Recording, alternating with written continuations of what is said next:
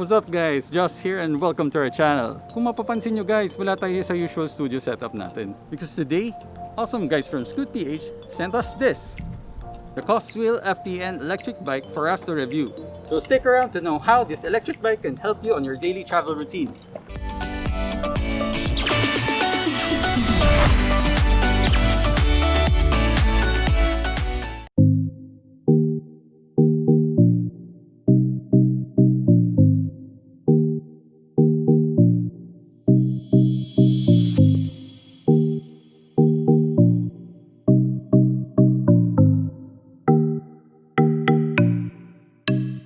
Okay, so as mentioned earlier, this was sent by our friends from Skoot. They sell different sized, high-quality e-vehicles from stand-up scooter to e-bikes such as this. So check out their link on the description down below.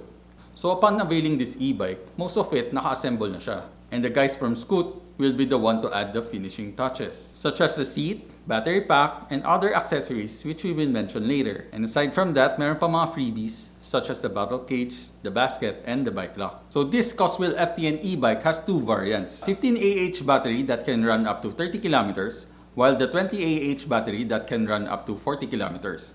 Both have a motor power of 500 watts and a maximum load of 100 kilograms. For the charging time naman, usually umaabot to ng 8 to 10 hours para ma-fully charge mo siya. Now for the controls. On the left handlebar, we have here the head and tail light switch, which can help you ride at night, the signal lights, and lastly, the horn. On the other side naman, we have this small screen which shows us the 3-speed settings.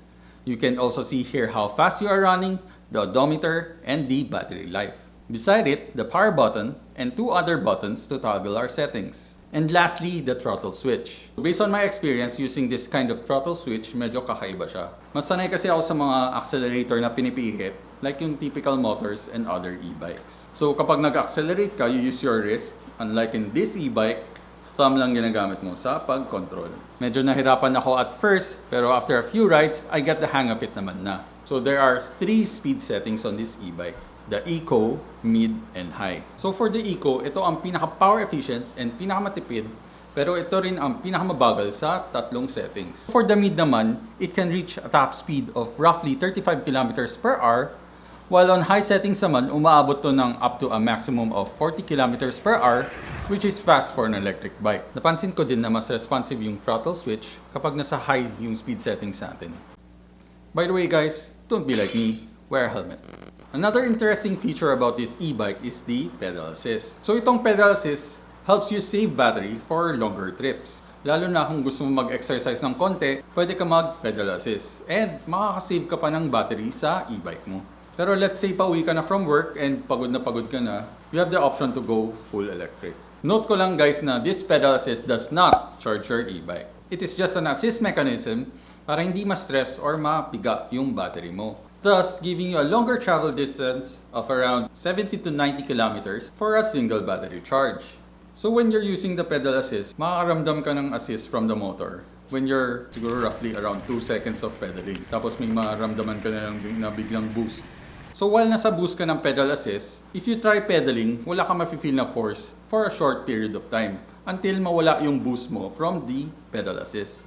For the brakes naman, this e-bike uses hydraulic brakes both on the front and the rear wheels. So for me, okay yung brakes niya, wala naman naging problema, and very reliable siya. Now for the wheels naman, we get a 14-inch puncture-proof vacuum tubeless tires. Speaking of 14-inch, with regards to the size of its wheels, mas mahirap siya i-maneuver. Pero it has its own benefits, which is portability. It has a dimension of 129 by 55 by 106 centimeters when unfolded, and 65 by 28 by 53 centimeters when folded. Weighing 24 to 27 kilograms, this e-bike can be folded and stored easily. Ang maganda dito is portable siya. Lalo na if you're going on out-of-town trips, you can store it easily at the back of your car. Now for the gradability, or its ability to climb slopes. On paper, it's less than 25 degrees. So we tested it on 2 areas. The first one is on slight incline lang, and wala naman kami naging problema dito. While second naman is sa mga bridges. Wala rin ako naging problema dito, pero you need to be on high settings and full throttle, lalo na kung steep yung bridge. Now for the most important part of this review, I don't know about you guys, but for me, pinaka-importante yung riding comfort. I personally like the experience unlike sa mga normal bikes na maliit and matigas yung saddle. Aminin natin guys sa katagalan ng biyahe natin and when traveling long distances, masakit talaga sa puwet and nakakangawit talaga siya. This really has a wide and soft saddle, mas makapal siya compared to normal bike seats. Personally, wala naman ako naging problema when traveling long distances. The ride was very comfortable kahit na may lubak-lubak sa daan. Thanks to the two suspensions found at the front wheel and another sa ilalim ng seat natin. For the overall build quality, this is made from steel. Yung mga electrical components naman niya are splash-proof.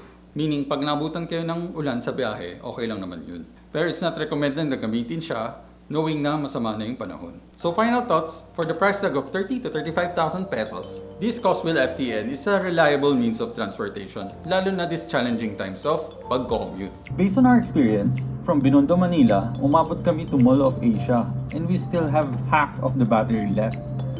That's a total distance of 19.2 kilometers, almost 20 kilometers balikan on full electric without the pedal assist. And ang maganda pa sa Skoot are the detailing they offer to their customers. Like the phone holder na meron na din pala itong charging port, which is bihira sa ibang brands. And also the quality ng materials used, lalo na sa saddle nito. And not to mention yung after-sales service nila, which comes with a 6 months warranty and a 1-year rider insurance. Yes, you heard me right guys. May kasama pa siyang rider insurance. To know more about the rider insurance, you can contact them personally. Links provided down below. So that's it for this review. Hope you guys liked it, and if you did, please don't forget to subscribe to our channel, hit that notification bell to keep you posted. Thanks again to the guys from Skoot for sending us this awesome piece of tech, especially to Sir Ken. So this is Just. See you next week. By the way guys, meron pala kaming ongoing giveaway. All you have to do is subscribe to our channel, comment down below on what you like about this video with the hashtag Christmas with Zapp. That's it. Good luck everyone and happy holidays. See you next week.